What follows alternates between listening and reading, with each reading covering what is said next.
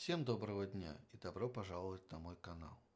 Сегодня в рубрике «Для кого-то будет новостью» мы обсудим установку фреймворка Qt и среды разработки Qt Creator. Для начала вам необходимо авторизоваться на сайте. В моем случае авторизация произойдет автоматически, вам же придется либо зарегистрироваться, либо вписать в форму авторизацию. После этого необходимо нажать на ссылку Download.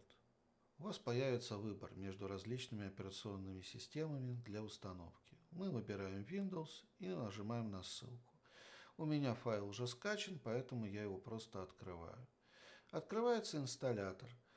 По этой кнопке вы можете настроить параметр прокси-сервера для того, чтобы получить доступ к установке. Затем нажмите Next.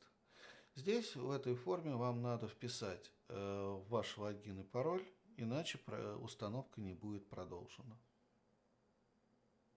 Нажимаем Next. Подтверждаем все галочки.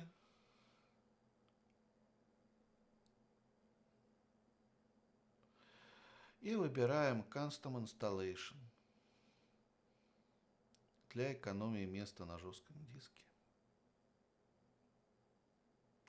В моем случае Qt уже установлен, поэтому мне нужно сменить название каталога, в который якобы я сейчас буду ставить Qt. Теперь необходимо выбрать версию Qt, которую вы хотите ставить. Я выбираю последнюю из стабильных. И внутри меню данной версии необходимо выбрать поддержку двух компиляторов MSVC и MinGW.